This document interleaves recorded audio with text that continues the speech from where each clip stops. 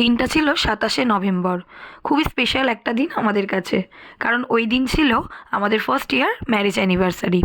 যেহেতু উইকডেজ ছিল, তাই আমার তো নর্মাল স্কুল ছিল, কিন্তু হাফ ডে নিয়েছিলাম। আর বড়মশাইকে অফিস থেকে ওই দিন ছুটি দিয়েছিল, স্পেশাল দিন বলে কথা। এই দিনটা নিয়ে না আমরা অনেক প্ল্যান করে রেখেছিলাম, কিন্তু কার্তিক পুজো পড়ে যাওয়াতে আমরা সেরকমভাবে কিছু করে উঠতে পারলাম না। কারণ কি, 10 দিনের গ্যাপে দুটো অ্যারেঞ্জ করা একটু চাপ হয়ে যাচ্ছিল আমাদের কাছে। এই কেকটা যে দেখতে পাচ্ছ, এটা মা বেলায় গিয়ে দোকান থেকে এনে রেখেছিল। ছোট্ট করেই আর কি সেলিব্রেট করা হয়েছিল বাড়িতে। আর ওই দিন ডিনারটা আমরা বাইরেই করেছিলাম। বড়মশাই আগের থেকে বারবিকিউ নেশনে বুক করে রেখেছিল। আমরা 8:30টার টাইম স্লটটা নিয়েছিলাম। সত্যি বিবাহিত জীবনের একটা বছর যে কিভাবে কেটে গেল আমাদের বুঝেই উঠতে পারলাম না। এই তো সেদিন মালা বদল করে 7 পাকে ঘুরে শ্বশুরবাড়িতে এলাম। এখন আবার একটা বছর পার করে কেক কেটে অ্যানিভার্সারিও সেলিব্রেট করছি। সত্যি সময় বড়ই অদ্ভুত, তাই না? তো কেক কাটার পর আমরা টোটো করে চলে গিয়েছিলাম বারবিকিউ নেশনের উদ্দেশ্যে। বারবিকিউ নেশন আমাদের বাড়ির থেকে 15-20 মিনিটের ডিস্টেন্সে, হাওড়া ময়দানে প্ল্যাটিনা মলের ঠিক 5th ফ্লোরে।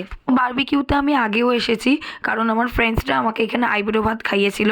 বাট বড়মশাইয়ের সাথে এই বারবিকিউটাতে আসা হয়নি, আমরা আফনি মলেরটাতে গিয়েছিলাম। তো বারবিকিউতে আমার যেটা মেন ভালো লাগে সেটা হচ্ছে স্টার্টার। আর ওই দিনকে স্টার্টারে ছিল কর্ন, পনির, চিকেনের অনেকগুলো আইটেম, ফিশের অনেকগুলো আইটেম, আরও অনেক কিছু। তো স্টার্টার খেয়েই আমাদের পেট একদম ফুল হয়ে গিয়েছিল, মেন কোর্সের দিকে যেতেই ইচ্ছা করছিল না।